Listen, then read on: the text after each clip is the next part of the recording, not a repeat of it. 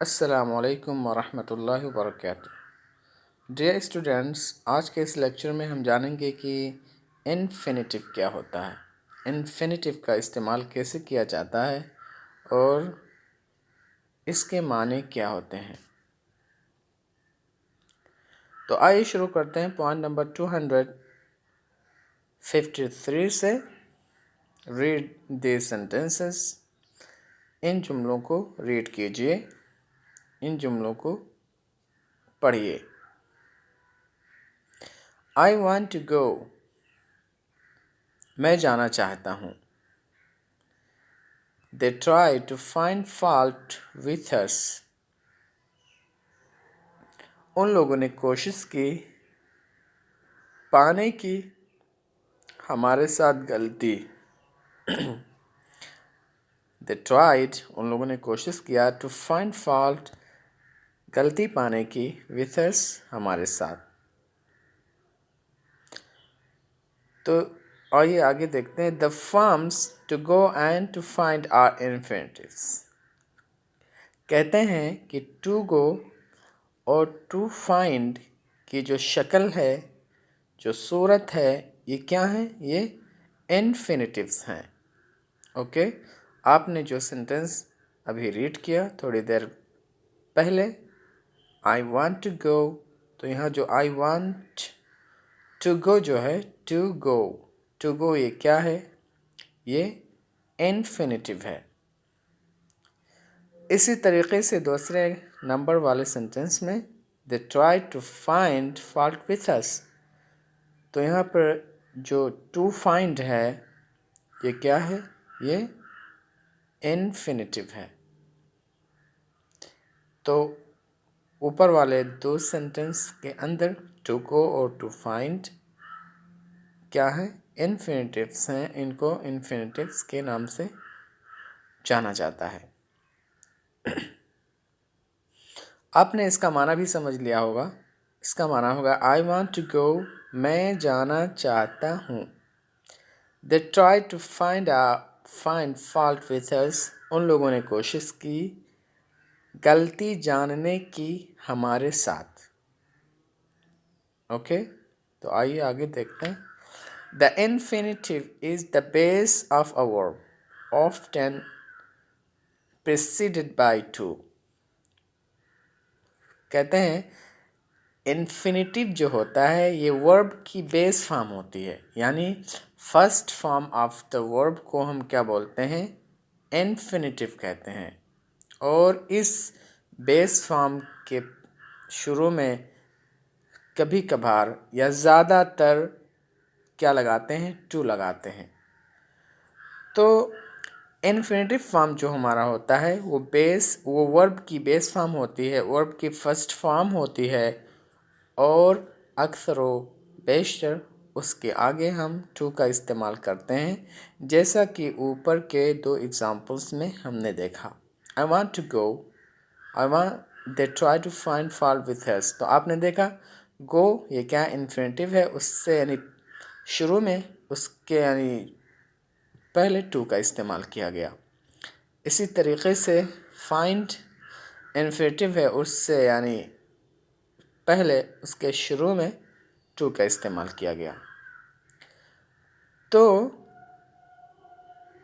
इन सारी बातों से हमें ये मालूम हुआ कि जो इन्फिनिटिव होता है वो वर्ब की बेस फॉर्म होती है, यानी first form of the verb होती है, और इनके शुरू में अक्सर व बेशतर टू का इस्तेमाल किया जाता है। ओके, आइए आगे देखते हैं। Point number 254, read the following sentences. आने वाले सेंटेंसेस को रीड कीजिए। तो आइए हम आने वाले सेंटेंसेस को रीड करते हैं और समझते हैं। Number 1, to err is human, गलती करना इंसानी फितरत है। टू एयर के माने होते हैं गलती करना। बर्ड्स लव टू सिंग, चिड़िया गाना पसंद करती हैं, चहचहाना पसंद करती हैं। टू सिंग माने गाना वैसे, लेकिन यहाँ पर चिड़ियों के लिए इस्तेमाल किया गया है। टू सिंग मीन्स चहचहाना। बर्ड्स लव टू सिंग, चिड़ियाँ चहचहाना पसंद करती हैं। Number 3, to respect our parents is our duty, अपने माँ बाप की इज़्ज़त करना हमारा फ़र्ज़ है। Okay. And fourth example, he refuse to obey the orders, उसने इनकार कर दिया हुक्म को मानने से। Many man desire to make money quickly, बहुत सारे लोग जल्दी जल्दी पैसा कमाना चाहते हैं। तो ये हमारे रहे 5 एग्जाम्पल, और इन 5 एग्जाम्पल में इन्फिनिटिव का इस्तेमाल किया गया है। फर्स्ट में टू इर, सेकंड में टू सिंग, थर्ड में टू रिस्पेक्ट, फोर्थ में टू ओबे एंड फिफ्थ में टू मेक मनी। ये जो सारे बेस वर्ब हैं टू के साथ इस्तेमाल किए गए हैं, और ये क्या हैं? इन्फिनिटिव्स हैं। आइए हम इन सेंटेंसेस के डिटेल्स में जाते हैं और इनके मानी और इनके मतलब समझते हैं। In sentence number 1, the infinitive like a noun is the subject of the verb is। कहते हैं कि फर्स्ट नंबर के सेंटेंस में इन्फिनिटिव जो है वो एक नाउन की तरह से है और फेल के सब्जेक्ट के तौर पे इस्तेमाल किया गया है। तो आप यहाँ देखेंगे टू ईयर इज़ ह्यूमन, तो ये जो टू ईयर है ये नाउन की तरह से है, नाउन की तरह से काम कर रहा है, और इस सब्जेक्ट के तौर पे इस्तेमाल किया गया है, और ये इज़ का क्या है? सब्जेक्ट है। Two year is human, year ये इन्फिनिटिव है और नाउन की तरह से काम कर रहा है, और इज़ का क्या है? सब्जेक्ट है। In sentence number 2, the infinitive like a noun is the object of the verb love। ये कहते हैं कि सेंटेंस नंबर 2 में बर्ड्स लव टू सिंग, तो ये जो टू सिंग है ये नाउन की तरह से है, और ये ऑब्जेक्ट है वर्ब लव का। ओके, तो यहाँ पे जो टू सिंग का इस्तेमाल किया गया ये इन्फिनिटिव है और एक नाउन की तरह से काम करता है, और ये ऑब्जेक्ट है वर्ब लव का। In sentence number 3, the infinitive like a noun is the subject of the verb is, but like a verb, it also takes an object। Sentence number 2 में sentence number 3 में to respect our parents is our duty, तो ये जो to respect है ये एक subject के तौर पे इस्तेमाल किया गया है वर्ब इज़ का, लेकिन ये नाउन की तरह से नहीं है बल्कि ये एक वर्ब की तरह से है। ओके, ये एक वर्ब की तरह से है, एक नाउन भी है। सॉरी, ये जो टू रिस्पेक्ट है ये एक वर्ब की तरह से भी है और एक नाउन की तरह से भी है। वर्ब की तरह से इसलिए है क्योंकि ये भी एक ऑब्जेक्ट ले रहा है, और वो ऑब्जेक्ट क्या है? Our parents. To respect our parent is our duty, अपने माता पिता की फर्माबरदारी करना हमारे लिए वाजिब है। तो यहाँ पर आपने देखा जो टू रिस्पेक्ट है ये इन्फिनिटिव है और एक नाउन की तरह से है, इसी तरीके से एक वर्ब की तरह से भी है क्योंकि इसका भी एक ऑब्जेक्ट्स है इसके आगे। तो आवर पेरेंट्स क्या है? टू रिस्पेक्ट का क्या है? ऑब्जेक्ट है, मफूल है। ओके, या इन सेंटेंस नंबर 4, चौथे नंबर के सेंटेंस में the infinitive like a noun, infinitive का जो इस्तेमाल किया गया है वो एक नाउन की तरह से है। Is the object of the verb refused, और वो ऑब्जेक्ट है वर्ब रिफ्यूज्ड का। बट लाइक अ वर्ब, लेकिन एक वर्ब की तरह से भी है। It also takes an object, क्योंकि ये भी एक ऑब्जेक्ट रखता है। तो आपने देखा यहाँ पर ही refuse to obey the orders. तो यहाँ पर जो टू ओबे इस्तेमाल किया गया है ये इन्फिनिटिव है और एक नाउन की तरह से है, और इसी तरीके से एक फेल की तरह से भी है, क्योंकि ये एक ऑब्जेक्ट रखता है और वो ऑब्जेक्ट क्या है? ऑर्डर्स। ओके, ऑर्डर्स क्या है? ये ऑब्जेक्ट है। आइए फिफ्थ नंबर के सेंटेंस को देखते हैं। In sentence number fifth, the infinitive like a noun is the subject of the verb is, but like a verb, it also takes an object.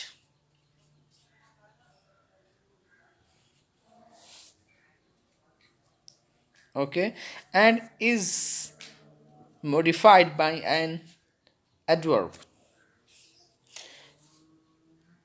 कहते हैं कि पांचवें नंबर के सेंटेंस में जो इन्फिनेटिव इस्तेमाल किया गया वो एक नाउन की तरह से है। ओके, इसी तरीके से वो ऑब्जेक्ट है वर्ब डिज़ायर का, और वो एक वर्ब की तरह से काम करता है, और इसके पास भी एक ऑब्जेक्ट है, और इसी तरीके से उसको मॉडिफाई किया गया है, उसके माने में चेंजिंग की गई है एडवर्ब के ज़रिए से। ओके, तो आइए हम यहाँ पे देख लेते हैं example. Many man desire to make money quickly. काफ़ी सारे लोग चाहत रखते हैं कि जल्दी जल्दी पैसा कमाएं। तो यहाँ पर आपने देखा कि टू मेक क्या है? ये इन्फिनिटिव है और एक नाउन की तरह से है और एक वर्ब की तरह से भी है, और मनी जो है ये टू मेक का क्या है? ऑब्जेक्ट है, और क्विकली ये एडवर्ब है जो कि मॉडिफाई कर रहा है मेक को।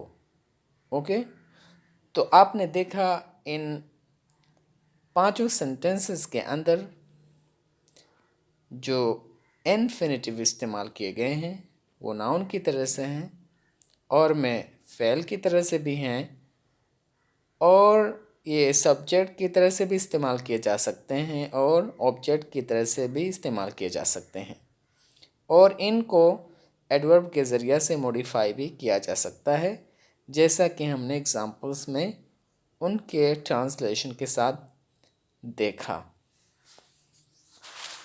ओके, या तो आइए आगे चलते हैं और देखते हैं।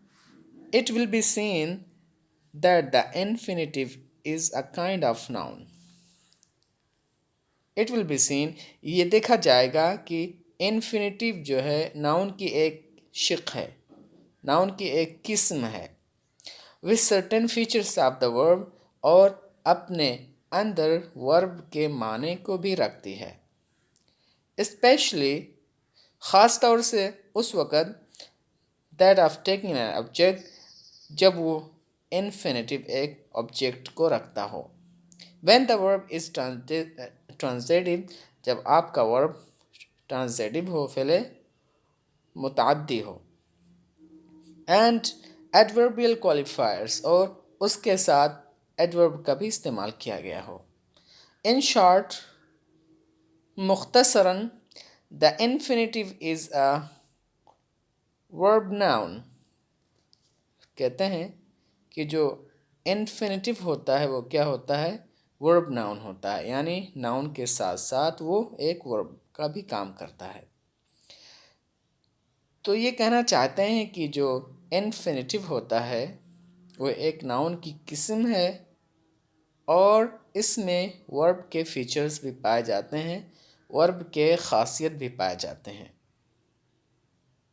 ओके, ख़ास तौर से उस वक़्त वो वर्ब की तरह से काम करता है जब उसके साथ उसका कोई ऑब्जेक्ट हो और वो फ़ेल जो हो वो ट्रांज़िटिव हो, यानी फ़ेल मुतअद्दी हो और उसके साथ एडवर्ब का इस्तेमाल किया गया हो।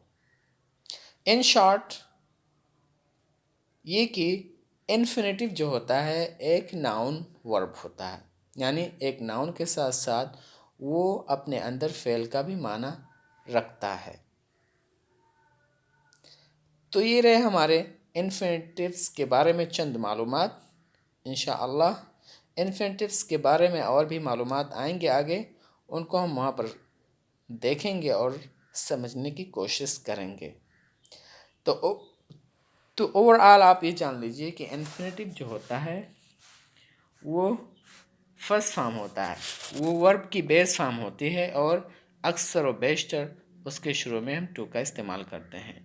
और ये जो इन्फिनेटिव है ये ऑब्जेक्ट की तरह से भी इस्तेमाल किया जा सकता है और एक सब्जेक्ट की तरह से भी इस्तेमाल किया जा सकता है, और इनका अपना ऑब्जेक्ट्स हो सकता है और इनको एडवर्ब के ज़रिए से क्वालिफाई भी किया जा सकता है, मॉडिफाई भी किया जा सकता है। तो हमने इतने एग्ज़ाम्पल्स को देखे और समझे। इंशाअल्लाह आगे इसके बारे में हम मज़ीद मालूमात हासिल करेंगे। तब तक के लिए अस्सलामु अलैकुम व रहमतुल्लाहि व बरकातहू।